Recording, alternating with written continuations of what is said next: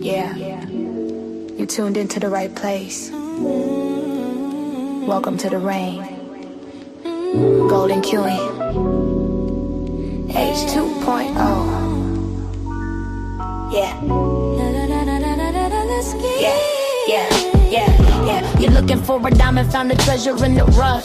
Tired of all the noise, cause you finally had enough. I'm here to build a movement on a mission for the nation. Dropping gems of knowledge, killing all the hesitation. We fighting for the truth, yeah, we fighting for what's right. Building unity and shining up a brand new light. It's a variety channel, but the vision's crystal clear. Pushing us all forward, conquering the doubt and fear. Welcome to the Queendom, it's 2.0 on your screen, where the content's real and smart and funny in between. This is more than just a stream, it's a platform for the change. Time to elevate the game and rearrange. If you're ready for a vibe that you can feel and trust, joining in the movement is a definite must. This ain't just another channel talking smack behind the screen. It's a spotlight for the creators, building up a better scene. Spreading radical love, that's the message in the code. Helping everybody carry up a heavy load. From social justice issues to the laughter that we need. Planting seeds of progress, watch them grow from just a seed. This is authentic, this is raw, this is everything you saw. Welcome to the battle that is truly being fought. Ooh, so come with your respect and see the real effect. Cause I protect my own right here on the throne. Don't make me envy. Unleash the dragon.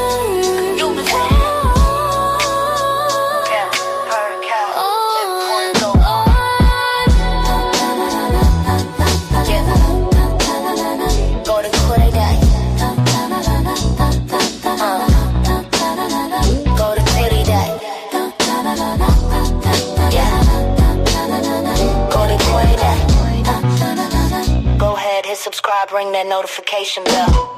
Yeah, you don't wanna miss a thing. Welcome to the family. Yeah.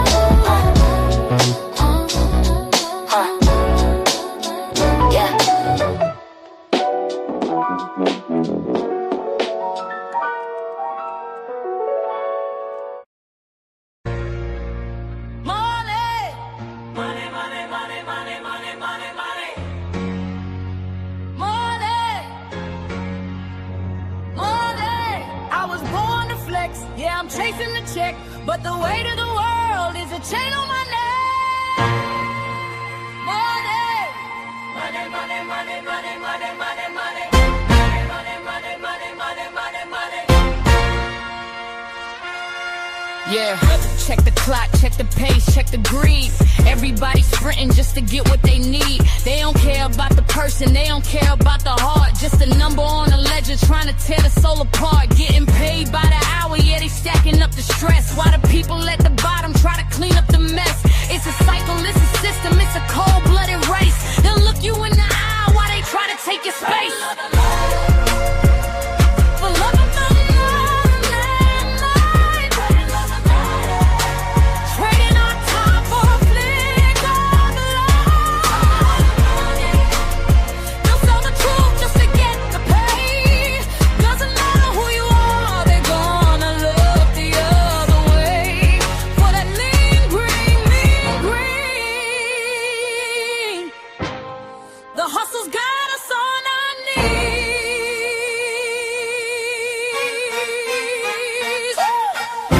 I need the racks, but not like that.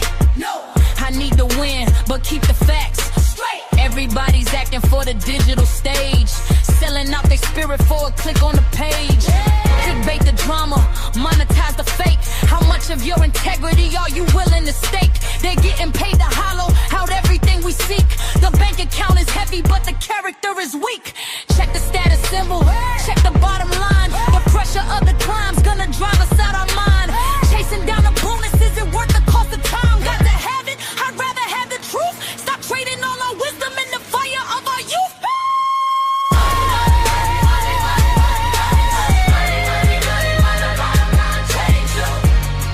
Don't be a ghost for a paycheck. Stay real for the people. Money, money, money, money, money, money, money. Don't be a ghost for a paycheck. Stay real, falling to be a bottle. Money.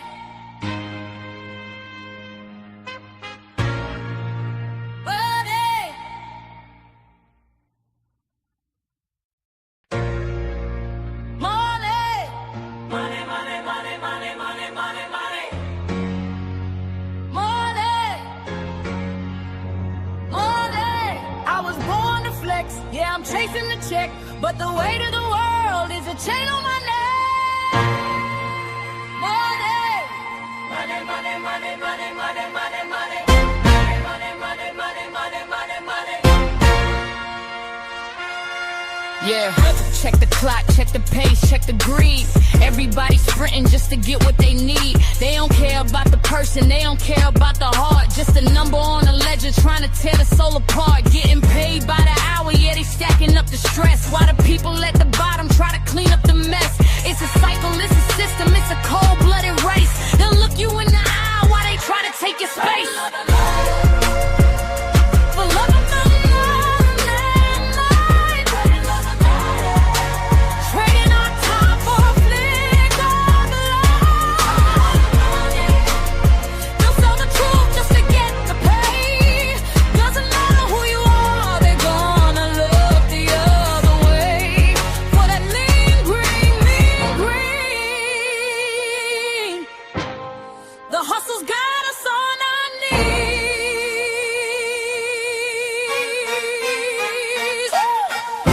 I need the racks, but not like that. No, I need to win, but keep the facts straight. Everybody's acting for the digital stage, selling out their spirit for a click on the page. Clickbait the drama, monetize the fake.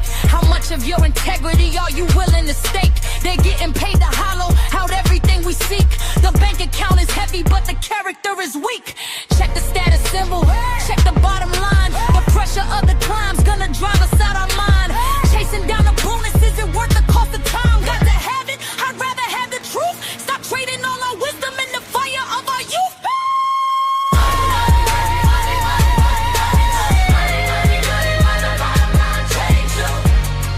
Don't be a ghost for a paycheck.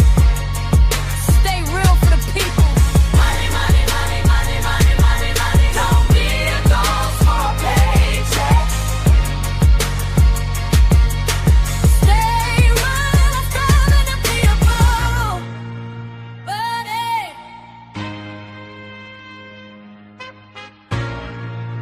Buddy.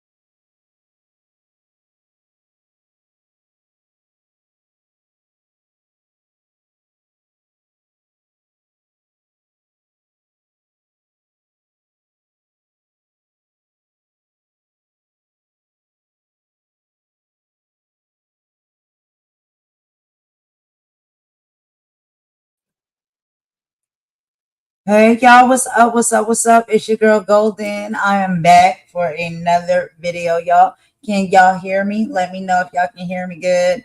I know I had to play the countdown a few times there. I was just getting JJ settled into the room. And so what is up, everybody? How are you doing? How are you doing? Can y'all hear me? Let me know if y'all can hear me, please. Okay, good, good, good. All right, what's up, Imani? So the sound is good. Y'all can hear me. That's what's up.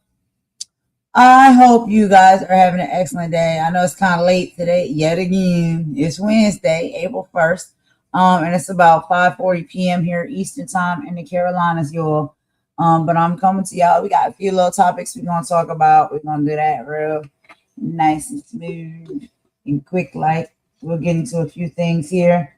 A lot of it is wrapped around politics, but you know, some celebrity stuff thrown in there as well. So we'll go ahead and add that in. The weather here is really warm today. And I was outside a little bit earlier, and it felt really nice out there, y'all. It felt really nice outside. So the spring and the summer is upon us here. You know, in my area where I live at in the Carolinas. But anyway, y'all, let me go ahead and tell y'all what we're going to be talking about on this live, okay? So we're going to do a little dive into some of these stories that are kind of shaking the nations right now. So first, we're going to be breaking down Nick Cannon and his explosive comments on the evil nature of the two-party system and why he says he F's with Trump, while the GOP and Democrats are fighting for the black vote. Then we also will talk about the scandal everyone is talking about when it comes to Kristi Noem, child. She's been blindsided, okay, by some viral leaked photos of her husband, Bryon, who allegedly, okay, is leading a secret life of cross-dressing, and not just with clothing, child. He's putting on aesthetics. Okay, he wants body parts. So is this event just leak from within the DHS? We'll get into it and find out. We're also going to be covering the historic SCOTUS oral arguments happening today, where President Trump made a rare appearance to defend his bid to end birthright citizenship. And then for our final topic, we will also talk about Representative Jasmine Crockett and her latest fire-breathing session, as she called Speaker Mike Johnson a joke, for the ongoing DHS shutdown chaos. So y'all, just a few that we're going to get into. Now, when it comes to the Nick Cannon thing, right, it's the evil two-party system, he says, right? So Nick Cannon recently doubled down on his support for Donald Trump during a conversation with Amber Rose. Not surprised when it comes to her, sparking a massive debate about Black political identity in 2026. Cannon famously cited W.E.B. Du Bois, claiming there isn't a two-party system, but rather one evil party with two different names. While he sparked controversy by calling the Democrats the party of the KKK, he also praised Trump for cleaning house and compared the U.S. border to an exclusive club with a bottle service fee. This segment explores the growing trend of Black celebrities moving toward independent or conservative alignments. Y'all will have to let me know what y'all think about this. But we have none other than Roland Martin, who had a lot to say about that. So I'm going to go ahead and share that video together with you all. And let's listen to a little bit of what Roland Martin had to say about this, and his panelists as well. And we will meet in the chat to discuss it, and then we'll have some thoughts or whatnot that we can, discuss as well after we listen to this video. So let me get this up on the screen real quick, and let's go ahead and just dive right into it, y'all. This is getting to be a little bit out of hand. What do y'all think? This is the second person now that we've seen that's just like really seriously. First, it was Chili, y'all, from TLC. Okay, we reported on and covered a little bit of that in yesterday's live. And now we got Nick Cannon, child. He got his thoughts and feelings and opinions as well too. So I guess everybody can feel the way they want to feel and move and operate the way they want to move and operate. But dang, y'all surprising us, child. Y'all surprising us. But anyway, let's go ahead and get into it. I'm gonna meet y'all in the chat.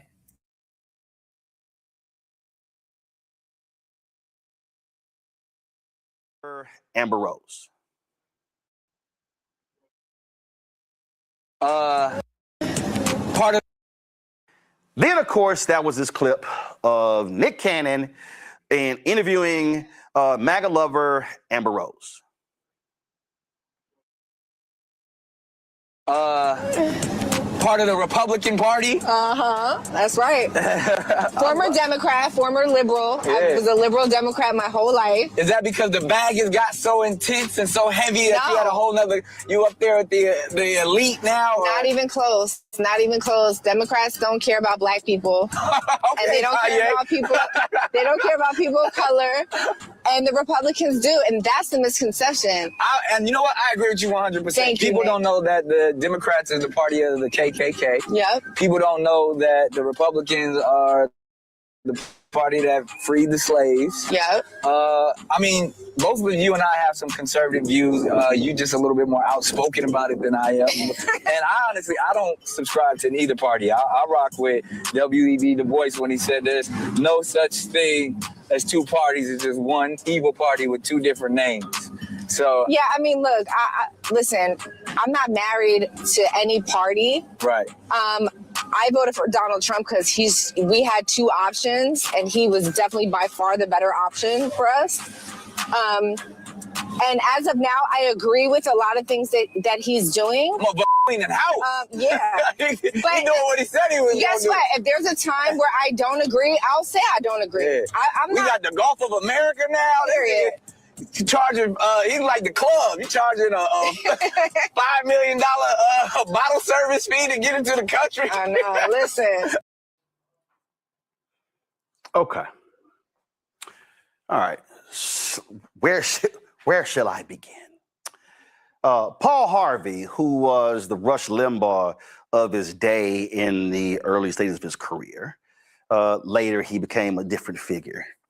He used to always say in his radio commentary, now the rest of the story. See, it's real easy. It's real easy to throw out stuff. I love Amber Rose saying, I'm not down with a party, but earlier you said the Republican Party loves black people and Democrats don't. So you were talking party. And then Nick throws out a W.B. Du Bois quote. Now, many of you may go, well, Du Bois said that? Well, if you're gonna say that, we'll provide the context. Because see, it was in October of 1956, after they go to my iPad, where W.B. Du Bois gave he wrote a piece in The Nation. And the piece that was in The Nation, W.B. Du Bois talked about the issue of the election and how he would vote and why he would not vote. It was a nearly 1,700-word piece. So it wasn't just a quote that Du Bois gave. He literally laid out in clear, precise language why he wasn't voting. We have republished that piece on blackstarnetwork.com. Go to my iPad. So, Anthony, if y'all go to blackstarnetwork.com, you can actually read the piece that Du Bois wrote, Why I Won't Vote, which was published in The Nation magazine on October 20th, 1956. And so context is critically important. Context matters. So let me go to the heart of the issue. And so let's just go ahead and just go to class today. Because again, the problem that we have today is that folks say things in interviews. They say things on TikTok and Instagram and fan base and Snapchat and Spill and Spoutable, Facebook, X, LinkedIn, all these platforms, they say things and say people take it and they run with it. And I'm not going to say young people. No, guess what? Young people, middle-aged people, seasoned saints, folk who do not have the information, they hear it, and then they go, oh, well, so-and-so said it, and so-and-so got to know because so-and-so is a celebrity, or so-and-so's on television, or so-and-so is on the radio, and so surely they know what they're talking about. And so all right, I'll pause it right there because I'm sorry. I really actually agree with Roland Martin when it comes to this, right? There are these individuals, right, that are celebrities or these public figures or whoever they may be, who, you know, they understand and they see that a lot of people, you know, are listening to them and care what they have to say and what they think. They can come off and rebrand themselves or present themselves as, you know, let's just say psychologists, psychiatrists, lesbians, anything under the sun that they decided they want to be, and people will, you know, have respect for them and see them as that and give them that title. And so when they have that level of, you know, reputation, they can come out now and they can influence individuals based off of things that they say. And the things that they say, a lot of the times it can be a little two-pointer. You know what I mean? And when I say two-pointer, it's like, okay, you quote and you say one sentence from an entire conversation, an entire soliloquy, an entire, you know, documentary. And it's something that, you know, you just hung on to, and you say that, and then you add what you feel about that said statement to it. But that's not the context of what was being said within this thing that you know, seem to be quoting real quick. So when I say that, I'm talking in this moment about W.E.B. Du Bois and the Why I Won't Vote of 1956. Okay, so let's talk about it. Okay. This was an essay. It is a quote, right, that a lot of people use, but it was an essay that was written in 1956 in The Nation. Du Bois wasn't just being difficult. He was a 90-year-old man who had voted in every election since 1888. And then he finally decided the system was broken beyond repair and no longer wanted to participate. So let's talk about the one evil quote, right? So when it comes to that one evil quote, it goes a little something like this. Du Bois said, I believe that democracy has so far disappeared in the United States that no two evils exist. There is but one evil party with two names, and it will be elected despite all I can do or say. Now, he also compared Adlai Stevenson and Dwight Eisenhower, saying Stevenson had no clear policy on the race question, and Eisenhower's team was just smooth ghostwriters. The phony election. He didn't see his refusal to vote as giving up. He called it dodged hope. He believed that if millions of people stayed home, it would force the creation of a real third party that actually cared about education, homes, and human decency, rather than just war and money. So, when we have Nick Cannon out here saying he rocks with Du Bois, however, you know, some people pronounce it differently. He's pointing out that both parties often act as two heads of the same snake. He's arguing that Democrats' historical ties to the KKK and the Republicans' current America First stance both fail to address the core needs of the Black community if they don't offer real independent power. And then there's also a shift in strategy. Cannon shift, praising Trump for cleaning house while calling the system evil, what some would say mirrors a growing frustration, like Du Bois was probably feeling in 1956. Many feel the lesser of two evils strategy hasn't fixed the streets, the schools, or the justice system. I would like to ask y'all, do y'all think Nick Cannon is right to look at the historical one evil party phrase and walk on his own path? Or is the risk of not choosing too high of a stake in 2026? What do y'all think about this? I'm really curious, right? I can give y'all my thoughts and opinions and feelings when it comes to it, but I'm just, curious what y'all feel about it. But before we get into that full conversation, I do want to continue to play a little bit of Roland's video and his talking points as well, because I love how Roland breaks this down. I like how he breaks a lot of things down, because there's a lot of things we need to pay attention to when people say certain things, and because it is connected to, let's just say, a historical figure and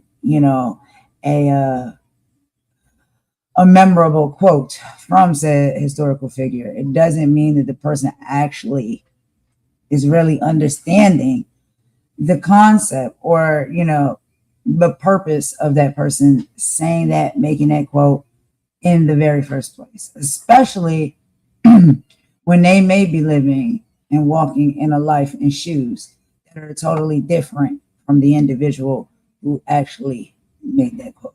So let's go ahead and let Roland talk a little bit more, and then I'll give y'all some of my thoughts and opinions, and I'd like to hear some of yours as well. Let's keep going. Folks then run with that, and the things take off. So first of all, let's walk through some things here. Democratic Party actually was a party before the Republican Party. That's first and foremost, okay? And so when we talk about the Democratic Party, founded 1792, all right? 1776, blah, blah, blah, whole America founded, go through the whole constitutional fight, Democratic Party founded. People supported Thomas Jefferson and others. Now, all of a sudden, you get to the 1800s. You have abolitionists. You have folks like Frederick Douglass, Sojourner Truth. You have folks like Harriet Tubman. You have Charles Sumner. You have Thaddeus Stevens. And then, of course, you have Abraham Lincoln. You have the Republican Party. The Republican Party is created to oppose slavery. Now, let me say it again. You had Southern Democrats who were in support of slavery. You had Northern Democrats who were against slavery. So when someone says that it was the Republicans that freed the slaves, again, that's factually incorrect. What you have to understand is that the Emancipation Proclamation did not free the slaves. The Emancipation Proclamation freed those who were in rebellious territories. Lincoln actually had no authority over the states that seceded from the Union. So you had a battle going on. You had what was called the Radical Republicans, again, led by Sumner in the Senate, Stevens in the House, who were ardently opposed to slavery. They were the Radical Republicans led 13th, 14th, 15th Amendment, those Reconstruction amendments. You had Northern Democrats who did not stand with the Southern Democrats. Y'all, that's what was happening. Now, when Nick says, oh, the Democrats created the KKK, Nick left out something important. The Southern Democrats created the KKK because the Southern Democrats were opposed to the end of slavery. Now, see, when someone then says that, oh, it was the Republicans who were against the Democrats, that's wrong. Because you do know there were Southern Republicans. Some of y'all may not be aware of this. There was a movement, before I actually get to that one, y'all, there was a group called the Redeemers. You ever heard of them? Yeah, they were called the Redeemers. See, the Redeemers were Republicans in the South who did not like what was happening with these black folks in charge. The Redeemers were battling, okay, right here, by 1873. Many white Southerners were calling for redemption, the return of white supremacy, and the removal of rights for blacks instead of Reconstruction. This political pressure to return to the old order was oftentimes backed up by mob and paramilitary violence, with the Ku Klux Klan, the White League, and the Red Shirts assassinating pro-Reconstruction politicians and terrorizing Southern blacks. Within a few years, Northern attentions were consumed by apathy and fatigue, and the South slipped back toward many of the patterns of the antebellum era. Yes, the Redeemers. Now, here's where people forget history. You had the KKK, Southern Democrats. But you know what I never hear any of these Republicans ever talk about? It's the Lily White movement. The Lily White movement. Let's go to the Texas State Historical Association. This is about the rise of the Lily White movement in Texas Republican politics.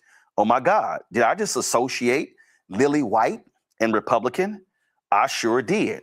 It said the Lily White movement began within the Republican Party after the Civil War. Now, see, come back to me. If many of y'all had read our good friend Gerald Horne, you would have understood the role that slavery played when it came to the revolution. He has a great book called The Counter-Revolution of 1776, Slave Resistance and the Origins of the United States of America. Y'all might want to get Gerald's book on that.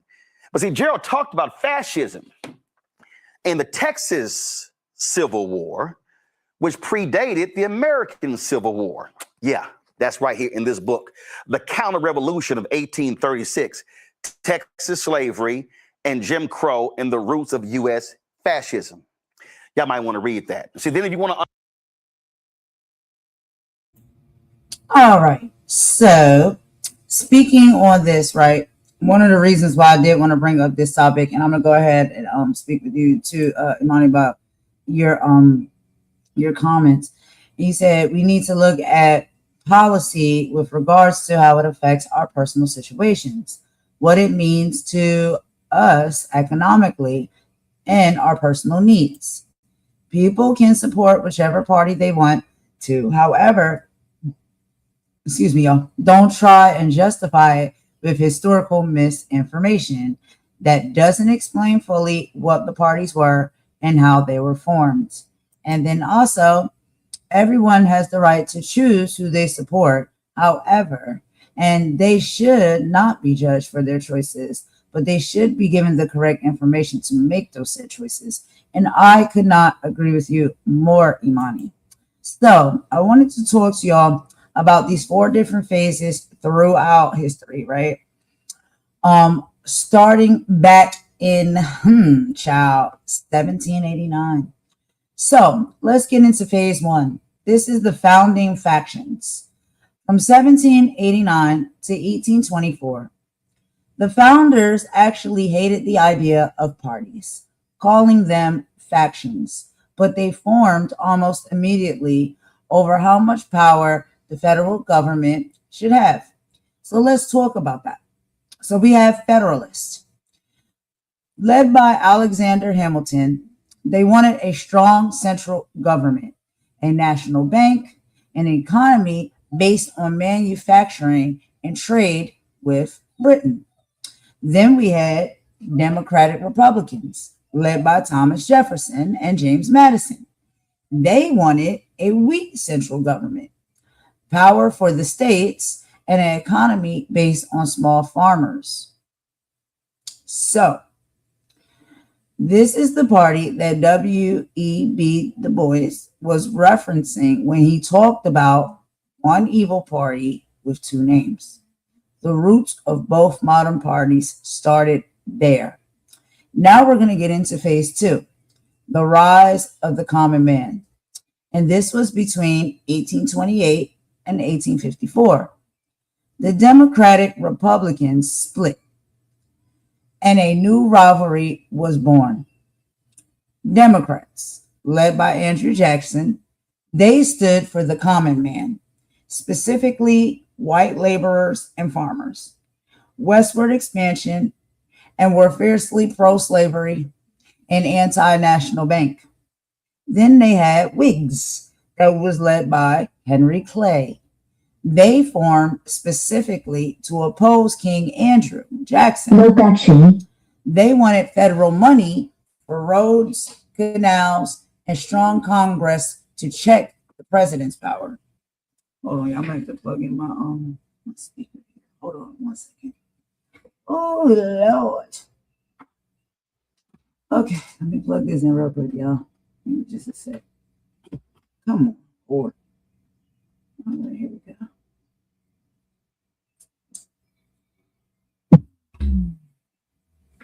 Bluetooth mode.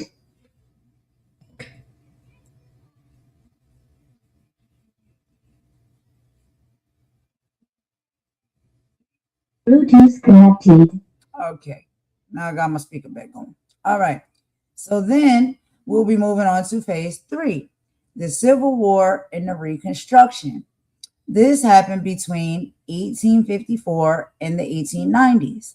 The issue of slavery finally broke the old system. The Whigs collapsed and the new party rose from the ashes. So then we had Republicans, the GOP, founded as a third party in 1854. Their primary goal was to stop the expansion of slavery. They were the party of Lincoln, the Union, and later civil rights during the Reconstruction. Then we have the Democrats. During this era, in this time of 1854 and 1890s, they were the party of the Solid South. They opposed Reconstruction and supported states' rights, which at the time meant the right to maintain white supremacy and Jim Crow laws. Then it went into phase four, the Great Flip. That happened between 1932 and 1968. This is where the parties began to look like what we see today. So we start off with the New Deal. In the 1930s, under FDR, the Democrats shifted to become the party of big government to fix the Great Depression. They began attacking Black voters in the North who needed economic relief. Then we got into the Civil Rights era of the 1960s, when Democratic President Lyndon B. Johnson signed the Civil Rights Act. The Solid South, white Southern Democrats felt betrayed. And then we have the Southern strategy. The Republicans under Nixon began reaching out to those frustrated with Southerners, emphasizing law and order. And so by 1968, the parties had essentially swapped geographical bases. Now, let's talk about some of the disruptors, okay, when it comes to third parties. Third party rarely wins, but they always force the big two to change their tune. Now, when it comes to third party, that's like the, independent party. Nobody pays attention to it. Nobody, you know what I'm saying, really even knows that it even exists sometimes. So the know-nothings of the 1850s era, anti-immigrant, briefly held power before the Civil War. That was the impact. Then we have the populists of the 1890s, represented struggling farmers, forced Democrats to adopt a pro-labor stance. Then we have the Bull Moose in 1912, Teddy Roosevelt's party, split the GOP vote and let the Democrats win. Then we have the Dixiecrats of 1948, pro-segregation Democrats who broke away to protest civil rights. Then we have the Reform Party of the 1990s. Ross Perot's party forced both parties to talk about the national debt. So W.E.B. Du Bois dodged hope. And again, that statement or that quote, I believe that democracy has so far disappeared that no two evils exist. There is but one evil party with two names. Okay. Now, Du Bois' refusal to vote in 1956 wasn't because he didn't care. It was because he felt the corporate interests had bought both sides. Both sides. The corporate interest had bought both sides. He believed until a party existed that put human decency above war and money, voting was just choosing which mask of evil we will wear that year. Now, we do understand that when Nick Cannon said that, could he have possibly been feeling the same type of way that W.E.B. was? Or did it just sound like something cool and trending to say, right? Because he's a rebel, he don't want to pick either side. And it sounds, very articulate. But do you really fully understand what that means and the importance of it? The importance of it is, to me, what I take from it, is he was saying that we need a party that puts human decency above war and money. Now, y'all think about that. Think about that very deeply and think about what we're seeing right now and what we are seeing, the No Kings protests, right? All over. What a lot of people are having conversations of at their dinner tables or out at restaurants or with their family and friends. What we are seeing when it comes to the war, the World War III that we're having right now with Iran, and when it comes to all of this money that has been collected and thrown away, literally down the drain, when it comes to our political and our governmental structures. When it comes to us seeing ICE agents that are willy-nilly unaliving people in the streets for no given reason. That seems all to me to tie into exactly what was being said as far as us needing a party that exists that cares more about human decency and not war and money. That's what I take from it. And that's what I believe a lot of us are actually looking forward to possibly having in the future. A party that is not heavily focused on war or money, but human decency. And we can argue that the Republicans are for the war and money and the Democrats are for human decency. But in my personal opinion, and again, this is my personal opinion, I don't agree. I don't agree. This is why I say, and I don't have any problem telling anyone, I am an independent. And I'm independent because I am waiting for the day that I see a party, I see a group and an existence that moves and structures the importance of human decency and human rights and puts that first and fights heavily for it before having conversations about any type of wars or money. And I don't know if anybody else has gotten to that point as well, but that's where I'm at with it. And when I say that, it's because I am seeing that despite the fact that, okay, the Republicans right now, whatever, seem to be the ones who are leading the charge in this moment. And we hear a lot of people are saying like Democrats need to fight harder and they need to fight for what's right for the people, but it just doesn't seem that they're doing it. It makes me wonder as I sit back, is that actually the goal? Because we do see that right now, us as human beings and our rights and our needs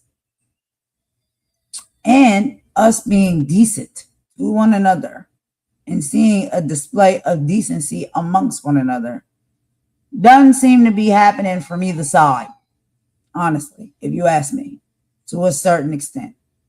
The Democrats like to play it off like, yeah, this is what we're standing for, this is what we're fighting for. But are we feeling it? Are we seeing it? That is how we decide. I don't think that people are feeling either side. Most people, honestly. And when we see the No Kings protests and all of the people that are taken to the streets in every state and every city, they're saying we're not feeling that.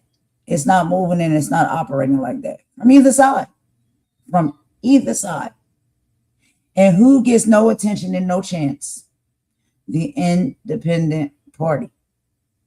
The independent party and the people who run within the independent party sector who actually speak about human decency. They don't even get to make it to the finals. You know what I'm saying?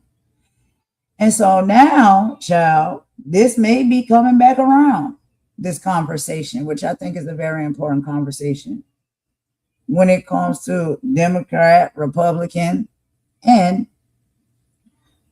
where the people stand and how they feel right now. They're looking for something different. They're looking for something better. And I don't think either party has come through to give the people what it is they're looking for. So can we have an independent party? Can we have something somewhere in the middle that is actually more so focused on human decency? I don't know. Is that something that y'all think? You know what I'm saying? How do y'all feel? Y'all let me know. Because I think it's about daggone time that we give it a shot and we give it a try. So, technically, Nick Cannon is correct about the origins of the parties, but he's skipping the great flip. And we talked about this earlier. The Democrats are the party of the KKK. The full history is in the 1960s and the 1920s. Yes, the Southern Democrats were the party of segregation.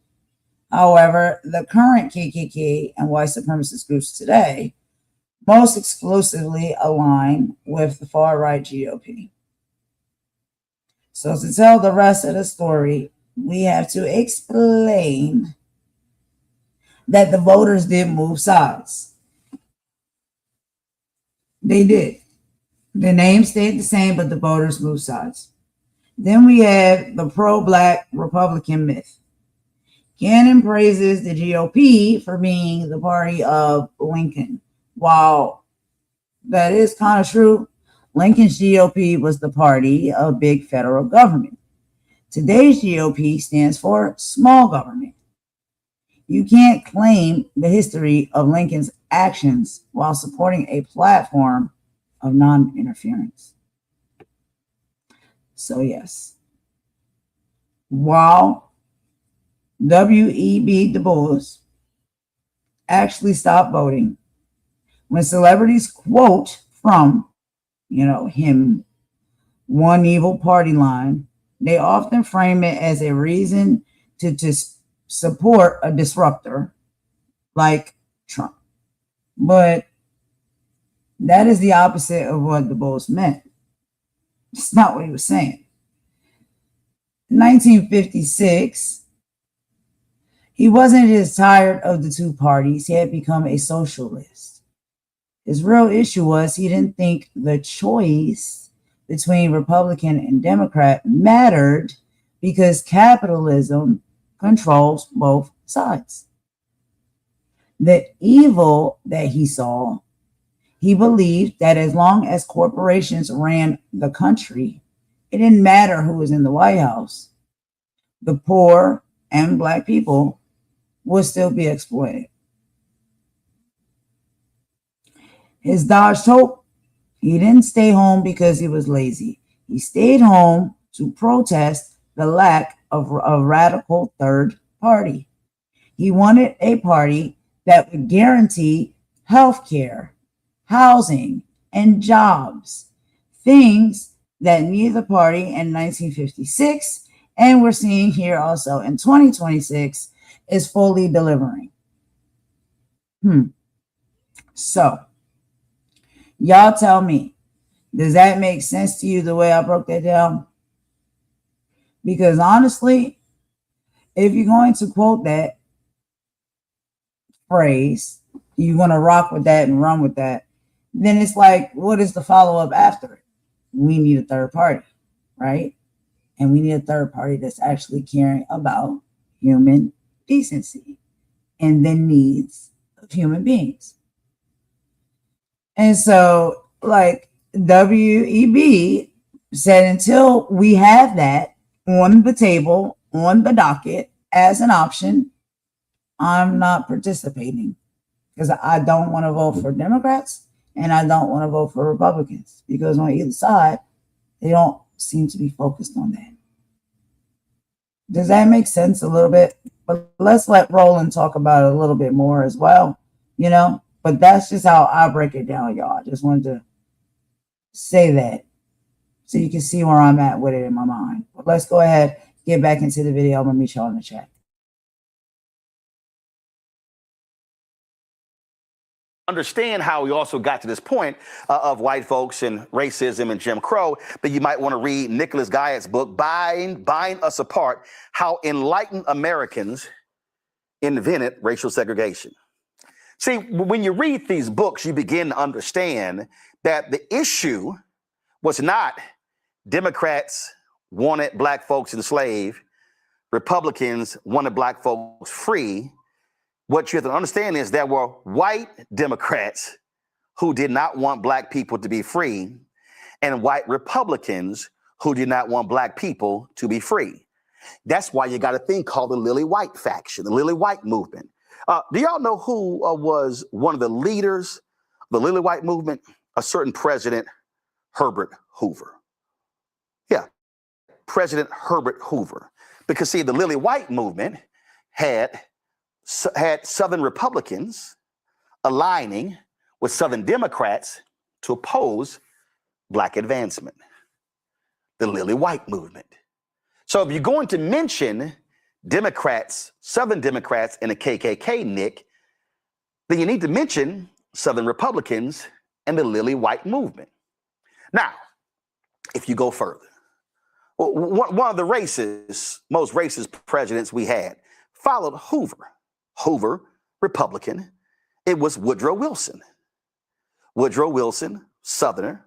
Woodrow Wilson, who created the League of Nations. Woodrow Wilson, who we credit for all these things, but it was Woodrow Wilson who reimposed segregation in the federal government. It was Woodrow Wilson who showed the movie The Birth of a Nation at the White House. Woodrow Wilson, a violent racist. Woodrow Wilson, the same man who threw William Monroe Trotter out of the White House because William Monroe Trotter challenged him. It was William Monroe Trotter who was pushing him and who led the fight nationally against Birth of a Nation. You might want to read Kerry Greenwood's book, Black Radical, The Life and Times of William Monroe Trotter. You see, a racist white Republican in Herbert Hoover was followed by a racist Democrat in Woodrow Wilson. Republican, Democrat. What did they have in common? They were both white. Now, if you start going through history, oh, by the way, if you really want to understand the period of Reconstruction, first and foremost, get W.B. Du Bois' book, Black Reconstruction in America, 1860 to 1880. And then if you want to get that book, also get Eric Foner's book, Reconstruction, America's Unfinished Revolution, 1863 to 1877. Yeah, you'll learn a lot more about this stuff. And then you can realize this tricky history in this country. So what then happens? Wilson leaves, and all of a sudden FDR comes in. FDR wasn't a fan of black people. Despite all you hear, FDR, segregationist beliefs, because he was a white man. Oh, I know he was from up north, but you still had some white folks up north who felt that way. And so it was A. Philip Randolph and others who pushed him. Then all of a sudden, of course, he had all of a sudden you had FDR. And you got to remember, FDR had a vice president, Henry Wallace, socialist, progressive. Truman runs in 1948. What also happens in 1948? The National Democratic Party begins to shift. You begin to see the National Democratic Party put a civil rights plank in their convention. Republicans had always had that, but see, black folks you saw the fracture on the Republican side, and so you start seeing people like Hubert Humphrey. And so if you go listen to the speech that Hubert Humphrey gave at the Democratic National Convention in 1948, you would hear him arguing for the civil rights plank. Now, while that was happening, there was a group of folk who were meeting elsewhere. They later became known as the Dixiecrats, led by Strom Thurmond. And so when you had the election of 1948, you had Truman, Wallace, Strom Thurmond running. That all impacted. Now, I know some of y'all may be saying, well, I don't understand, because in 1948, didn't Truman desegregate the armed services? Yeah, he did, because he was under pressure. Because see, also Henry Wallace had a very strong anti-discrimination platform. He also believed in a national health care platform. And so that's what you had going on there. But Truman wasn't loving of black people. In fact, if you read Howard Bryant's new book called Kings and Pawns, Jackie Robinson and Paul Robeson in America, he writes in here, and he says it very plainly, that this is actually what he says.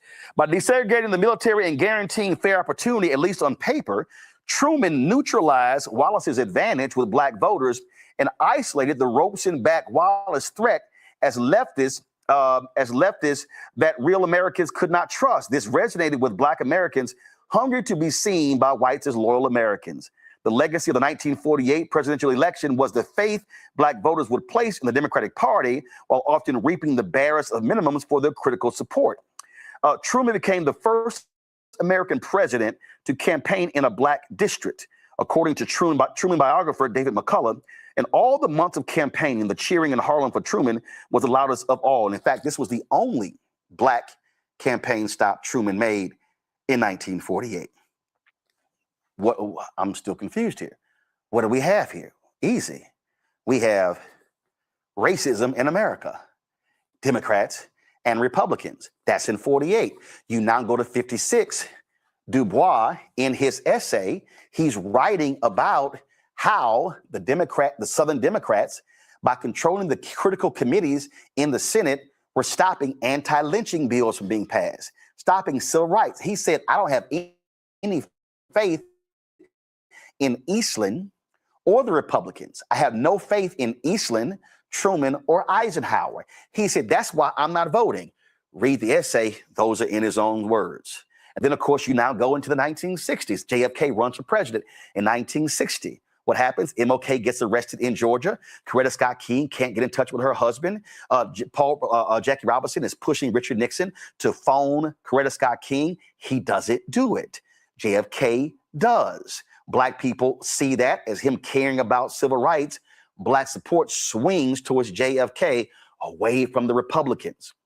Then, of course, Kennedy gets killed in November 1963. LBJ becomes president, the same LBJ who gutted the 1957 Civil Rights Act. Anybody who wants to read Robert Caro's book, The Years of Lyndon Johnson, The Path to Power. That's right. You can read this book right here. Then you can read the next one, the Lyndon Johnson, Means of Ascent. Then, of course, you can read the third installment of that, Lyndon Johnson, Master of the Senate. What you discover is that Lyndon Johnson was so friends. A lot of those segregationists, Richard Russell and many others, Southern Democrat. Who was he also going against? The Northern liberal, Hubert Humphrey. LBJ becomes president. Who does he pick as his vice president? Liberal Hubert Humphrey. What then happens? LBJ takes that civil rights bill of Kennedy. There was one bill, splits it into three bills, becomes the 64 Civil Rights Act, 65 Voting Rights Act, 68 Fair Housing Act. Why is this important? Because the pro-segregationists became pro-civil rights. LBJ says when he passed the 64 Civil Rights Act, I've guaranteed the South to the conservatives for the next generation, because he saw what was coming. So what happens in 1964? Senator Barry Goldwater runs for president. Who is Barry Goldwater? Republican. He runs against LBJ. Republican Barry Goldwater opposes the 1964 Civil Rights Act. That's what he ran on. Jackie Robinson says, I can't support that. Jackie Robinson, Black Republican, campaigns for the white Democrat, Lyndon B. Johnson. Why? Because LBJ supported civil rights. So now you had the switch. And then what happens in 1968? Nixon runs. Southern strategy. 64, Strom Thurmond flips from Democrat to the Republicans. 1970, Jesse Helms, one of the most racist U.S. senators, flips. He was Senator of North Carolina, flips from Democrat to the Republican. What I'm showing y'all is American history is about whiteness. This ain't about Republicans are great, Democrats are awful. Democrats are amazing, Republicans are pathetic. It's called whiteness. Whiteness is what has driven this entire thing. Because when you understand Ronald Reagan, who runs for governor, how does he run? He runs when they had a bill that said, hey, it's a statewide amendment. You don't have to sell your house. You can have covenants, not sell to anybody black. Yeah, he ran on that.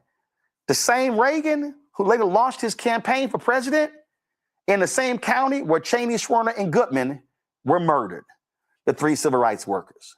Same Ronald Reagan, the same Republican Ronald Reagan that opposed the sanctions against apartheid. Same Ronald Reagan who made up the welfare queen. Same Ronald Reagan. And when y'all talk about housing, understand it was 1968 Fair Housing Act was filibustered for 2 years. It was Black Republican Edward Brooke of Massachusetts who broke the filibuster in February of 1968. King gets assassinated on April 4th, 1968.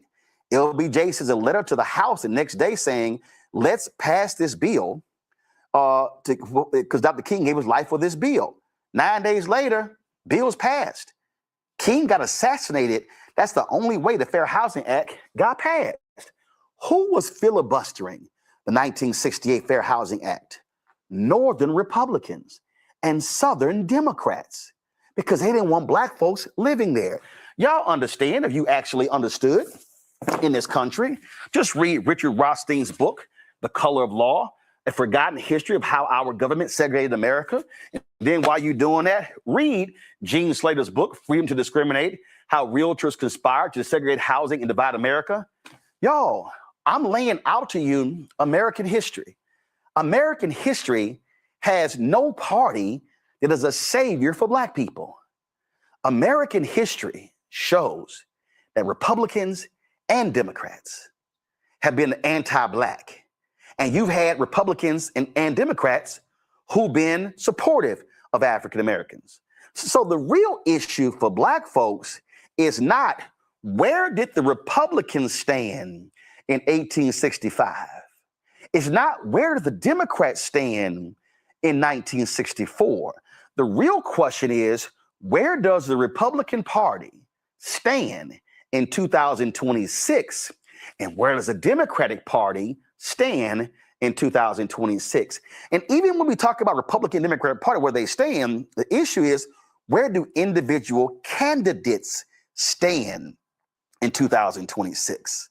So when Amber Rose says Republicans love Black people and they're doing more for Black people, when Anton Daniel said, oh, how great the GOP is, please, by all means, show me the policies where the Republican Party stands on that is beneficial to Black people. And I will show you the policies where they stand that's harmful to Black people. And just like I will criticize Democrats on issues where I believe they are harmful to Black people, I'm also going to articulate where the issues are when it comes to where they stand for Black people. And if I had to sit here today in March of 2026 and say, come the November midterms, of the two parties, where are we as Black people more likely to receive redress and have the ability to advance an agenda that supports our people? It's not going to be through the Republican Party. There are 4 Black Republicans who are in the House. All of them will not be there come January 2027. You've got 1 Black Republican in the United States Senate. If Democrats win in the House, you will have African Americans who will be chairing numerous committees who will begin to have the power. See, y'all, I just believe in facts, not emotion, not drama, not made up stuff, but actual facts. And the problem is when you throw out, the Democrats created the KKK. What's the context? The Southern Democrats did. But if you're going to mention that, you better mention the Lily White movement and the Republicans. If you're going to mention that, you better mention the Redeemers. If you're going to mention that, you better mention the John Birch Society. If you're going to mention that, you better mention the Tea Party. You better mention Turning Point USA. See, we can sit here and play this game all day, but see, what I'm not going to do, as somebody who actually can read, who actually understands context and nuance, what I'm not going to do or listen to celebrities who have no depth, no knowledge, no understanding, and who are he-hen and kikin and he-hawing. You will never, when somebody, and I'll be happy to ask Nick Cannon, Nick, when you say I stand with Trump, by all means, tell us how. Tell us why. Tell us the policies. Look, Chili, if you gave money to Republicans and if you voted for Trump, own it. Don't run from it. Be honest about it. Phil Perry, the singer, he blocked me several years ago because he big time MAGA. Jazz singer, Cassandra Wilson, big time MAGA. Okay, own it. Because I know a lot of Black Republicans, a lot of them. And now many of them can't stand Trump, but they're still Black Republicans. So my whole deal is if you're going to stand on it. But what we're not going to do is use social media and feed our people half information, out of context information, and not tell them the rest of the story. I'll bring my panel in right now. Omar Congo, your thoughts. Well, I mean, the way you broke it down is superb. I mean, the class was indeed in session. And just like you do with Stephen A. Smith, just like you do with other celebrities out there in these spaces, like was Pharrell a couple of months ago, you're not interested in destroying these individuals. You're interested in educating people with facts. And that's really important. And what's also important is that we need to recognize in our community that so many of these entertainers are not leaders unless they choose to be leaders in their respective fields and get out there and speak. You know, when I look at somebody like a Viola Davis, you know, she's somebody who uses her platform to call out other artists to be better, to know their history. Like she's taken up that mantle. And Angela Bassett, you know, for example, these guys are not that. Amber Rose, I mean, I've always looked at Nick Cannon as a comedian, right? And so the way that people big up what they say, and Chili, an entertainer who I've never heard speak anything about, Black politics, but now she's out there destroying their tour, right? And, just like you said, just own the fact that you've donated to these guys. But if they don't want to do that, then they are responsible for all of the heat and smoke that they're taking. But we in our community, we need to stop giving these people this. I'm not saying on this platform, we need to talk about it, but I'm saying we need to stop looking at these guys as the people to trust because they are entertainers, because they are multimillionaires, because they've been on television forever. We give them a certain type of credibility that they do not deserve. Nick Cannon couldn't tell you half the story of what you told, a quarter of what the story you just told over the last 20 minutes to a half hour. And so what I appreciate is when I see people saying, hey, Chili, you can do what you want to do. You can be who you want to be, but I'm not coming to the concert. I'm about to sell my ticket. Like, we're in a space now where Black people are being physically and verbally and spiritually attacked every single day. And it's important that we're making the conscious choices to choose where and whom we're going to give our money to who don't represent our causes. So people can talk about cancel this, cancel that. I'm just talking about us doing the right things for our own spirits. And so when these two are coming out, they deserve all of the smoke that they're getting. And I'm very interested to see how they respond. But ultimately, I'm not going to give them too much attention after I make my own post about this, because we can't look at these guys as our leaders. We don't do it here on the Black Star Network, and people can't do that out in Black America or in other parts of America as well, like in the MAGAsphere and the quote-unquote manosphere, who are going to jump to claim Amber Rose and Nick Cannon just like they did Kanye. See, Thelma, this is what a lot. Again, I pay attention to what people say, and I love these loudmouth people. Who say, you just caping for Democrats and you a shield and you bug dancing. I have never identified as a Democrat. I ain't never identified as a Republican. And I don't even waste my breath identifying as an independent. I'm Black. And when I decide how I'm going to vote, I decide based upon a set of issues that are my issues. And I'm willing to defend that vote or those issues at any time. What I find to be interesting is that when people say these things, and if they say, well, I'm supporting this, well, because of the policies, first thing I go, which ones? Mm-hmm. Can you name them? So whether you're Democrat or Republican, name them. And the problem that I have is, again, I was challenging a brother when I was in Birmingham who said that he didn't support Kamala, and then he said he didn't support Hillary. And when I hit him, I was like, okay, well, you didn't support Hillary. He was like, well, he brought the hot sauce. And I was like, that's your reason? I said, now you do know stories were done on her and hot sauce 20 years before that clip came out on the Breakfast Club and before the Beyonce song came out, but you fell for that? And then he couldn't even articulate why he was against Kamala. I said, I find it interesting you actually can't articulate why you against Hillary or Kamala. I said, does it come down to they were both women? And the brother was running and gut. But see, again, though, I can't put a finger on it. I can. But it's amazing to me how folk do not want to defend their position. And again, if you want to defend it, I say defend it. But you better have your facts together when you defend it. This is one of the main issues I have with individuals like Nick Cannon and Amber Rose, is specifically Nick Cannon as a man. You wait until you get in the presence of someone that thinks like you and have the same position as you to now come to the forefront and say, oh, yeah, I fucks with Trump. Okay, well, why you didn't say that during the election? Why you didn't say that in the previous election? Why are you misrepresenting what our history is in order to be complicit and subscribe to the whitery of it all?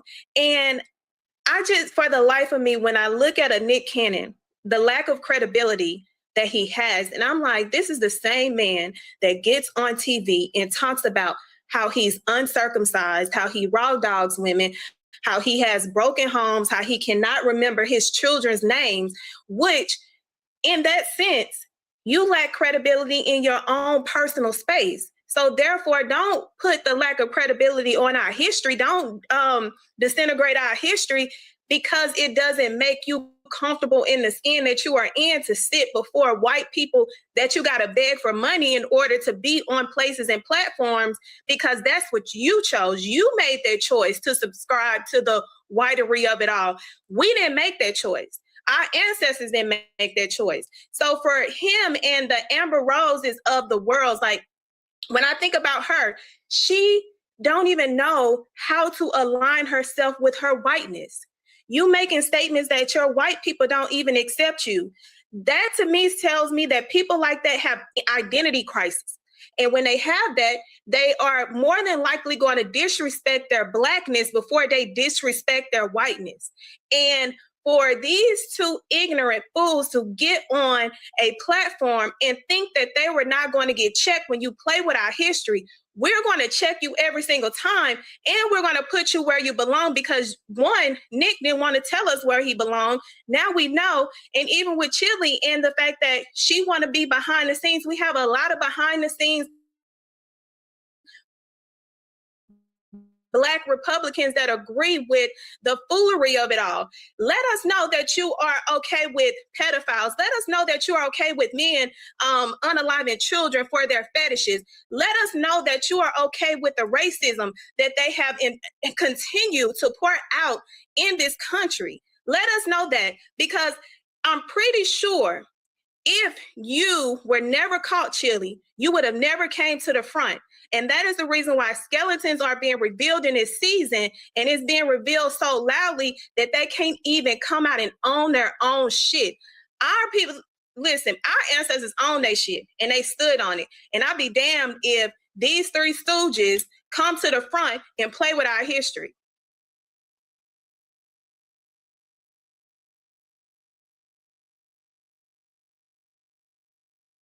A lot of folk, and to go to my iPad. All right, y'all. So we about 1 hour and 17 minutes in, and we do have more that we got to get into. So I'm gonna have to cut this one a little short. I'm gonna take a quick song break, and then we'll be moving on to our next topic. We're gonna get into Kristi Noem and her husband, child. He apparently likes to do some cross-dressing, and he's doing it. Let's just say Cardi B, Nicki Minaj style, child. He want a good old BBL and some nice old boobies. So we're going to get into that in just a minute. Let's take a quick song break. We'll be right back. I wanted to play this whole video, but it's very long. But it is a lot of great information. I will put the link in my description box if y'all want to watch it, you know, at your own time or whatnot, and see it all the way to the end. It is a really good conversation. But yeah, I couldn't agree. I couldn't agree more. You know, when it comes to celebrities and stuff, you know, they're always out here speaking and saying things. But just because they do, it doesn't mean we have to listen to what they say. We have to follow what they say and be in alignment with it. You know what I mean? We just have to be careful to listen to make sure that what they're saying makes sense, it's factual, and it's true. Let's take this quick song break, y'all, and we'll be right back.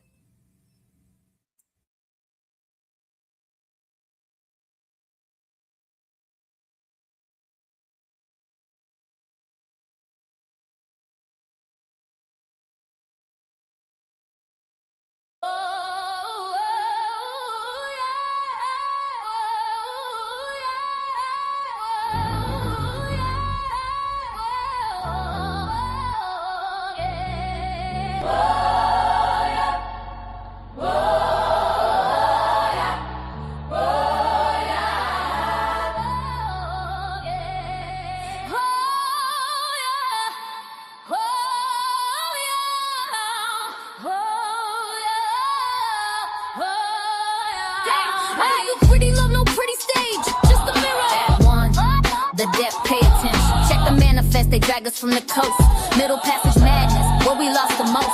Packed in hoes like cargo, spirits in a cage. Built a brand new nation, lived a life of rage. Yeah, we were the property, the 3/5 compromise. Picked the cotton, built the White House with our hands inside. And they watered all the poplar trees with our blood and cries. Yeah, you know what they were for beneath the southern skies. That strange fruit, hanging message of their hate. A simple wrong look was enough to seal your fate. To my brown kin, they just stole it, called it manifest. Killed the Aztecs, stole the planes, put them to the west. Good old days, the signs on the wall. They want us broken, silent, waiting for the call. They wanna push us